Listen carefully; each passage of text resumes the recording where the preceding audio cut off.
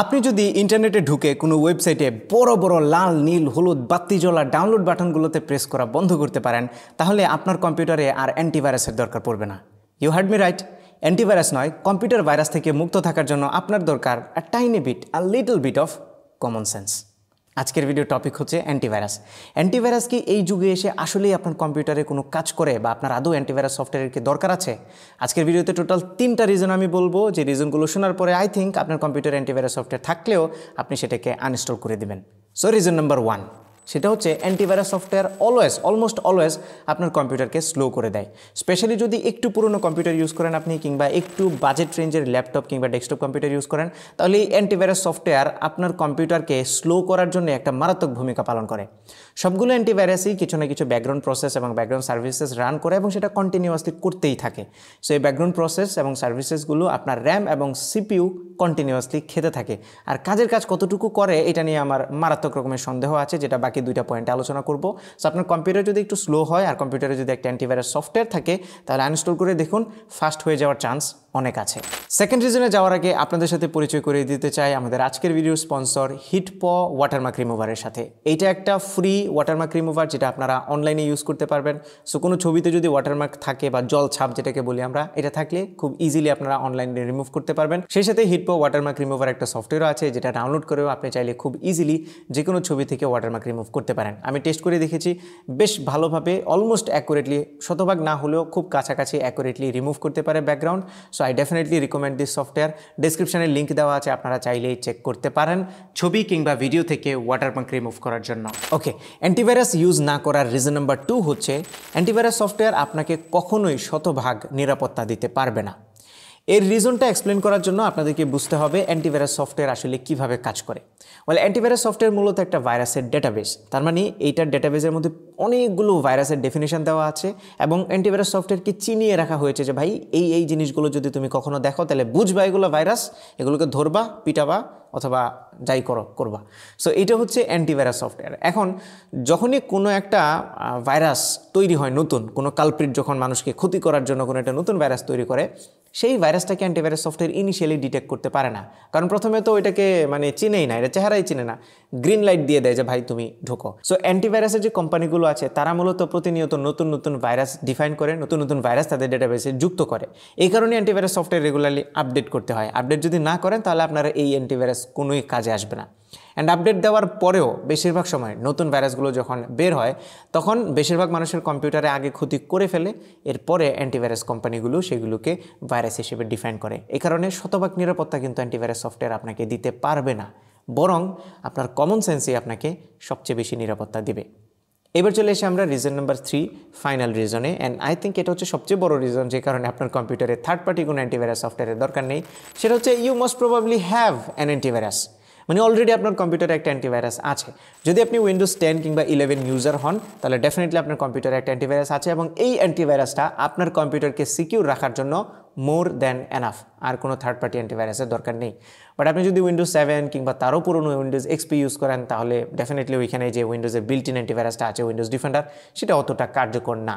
But Windows 10 এবং 11-এর latest যে Windows defender আছে, যেটাকে এখন উইন্ডোজ সিকিউরিটি বলছে, এইটা কিন্তু অনেক স্ট্রং এবং অন্য অনেক অ্যান্টিভাইরাসের সাথে পাল্লা দিয়ে এটা কাজ করে। সো আপনার আর কোনো থার্ড পার্টি অ্যান্টিভাইরাস সফটওয়্যারের দরকার নেই। এই উইন্ডোজ সিকিউরিটিতে বেশ কিছু সেটিং আছে, যেগুলো আপনারা ফিক্স করে নিলে আপনার কম্পিউটারটা আরেকটু বেশি সেফ হবে।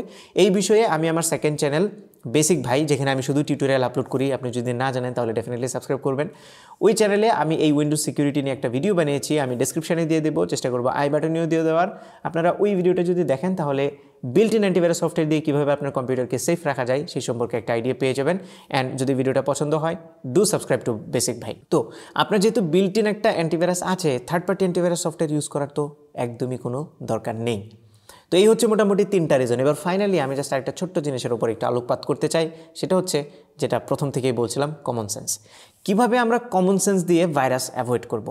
যেমন আপনি যদি কোনো ওয়েবসাইটে ঢুকেন, সেখানে যদি কোনো লোভনীয় বিজ্ঞাপন থাকে, এমন কোনো ছবি থাকে যেটা অনেক বেশি অ্যাট্রাকটিভ, আপনার মন চাচ্ছে আমি ক্লিক করি, বাট ডোন্ট ক্লিক করবেন না।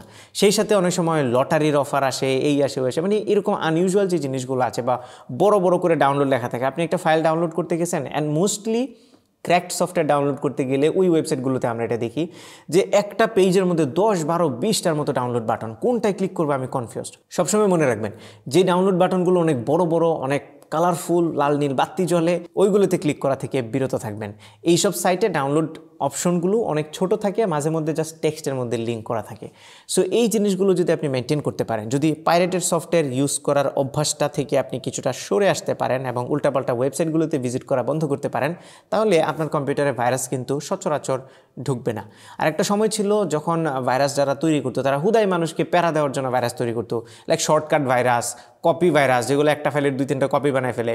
এগুলোতে আসলে ভাইরাস ক্রিয়েটরের কোনো লাভ ছিল না।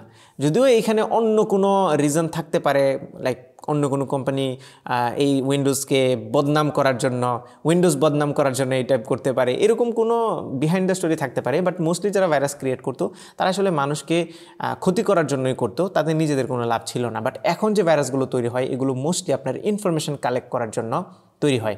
যেমন র্যানসামওয়্যারের কথা যদি বলেন, তাহলে তারা আপনার ফাইলগুলোকে জব্দ করে তারপরে আপনার কাছ থেকে টাকা চাইবে। সো এই টাইপের ভাইরাসগুলোকে অ্যাভয়েড করার জন্য কমন সেন্সের চাইতে বড় আর কোনো কিছু নাই, কারণ র্যানসামওয়্যারকে ট্যাকেল দিতে পারে এইরকম antivirus software, third party antivirus software কিন্তু খুব কম আছে। বাট উইন্ডোজ ডিফেন্ডারটা ভালো কাজ করে, কারণ উইন্ডোজ ডিফেন্ডার হচ্ছে ভাইরাসের বিহেভিয়ার বুঝে। যদি তাদের ডেটাবেজে সেই ভাইরাসের ডেফিনেশন নাও থাকে, কোনো একটা সফটওয়্যার যদি উল্টাপাল্টা বিহেভ করে উইন্ডোজের সাথে, তাহলে উইন্ডোজ বুঝতে পারে এবং সেটাকে আগে থেকেই ব্লক করে দেয় এবং আপনাকে ওয়ার্নিং দেয় যে এই সফটওয়্যারটা ভাই আপনার কম্পিউটারের ভেতরে ঢুকে উল্টাপাল্টা বিহেভ করতেছে, মিসবিহেভ করতেছে, ম্যানুয়ালেস একটা সফটওয়্যার, এটাকে আপনি বন্ধ করেন। এই কারণে উইন্ডোজের ডিফেন্ডারটা বা উইন্ডোজের বিল্ট ইন অ্যান্টিভাইরাসটা আমার কাছে অন্যান্য থার্ড পার্টি অ্যান্টিভাইরাস থেকে বেটার মনে হয়, কারণ উইন্ডোজ তার নিজের স্পেসকে চেনে নিজে সেই সফটওয়্যারটা ডেভেলপ করেছে, নিজস্ব মানে নেটিভ সফটওয়্যার। সো এটার কার্যকারিতাটাও অন্যগুলা থেকে বেটার। সো আমি রিকমেন্ড করব আপনাদেরকে থার্ড পার্টি কোনো অ্যান্টিভাইরাস ইউজ করার কোনো দরকার নেই। যদি আপনি পয়সা খরচ করে খুব ভালো মানের একটা অ্যান্টিভাইরাস নিতে পারেন টাকা দিয়ে, তাহলে সেটা হয়তো স্লাইটলি বেটার কাজ করবে। বাট সেটাও আবারও বলি, যদি আপনি কমন সেন্স একটু মেনটেন করে চলেন, তাহলে ওইরকম সফটওয়্যারেরও দরকার নেই। তো এই ছিল আমাদের আজকের ভিডিও। আশা করি ভিডিওটি আপনাদের পছন্দ হয়েছে বা উপকারে আসবে।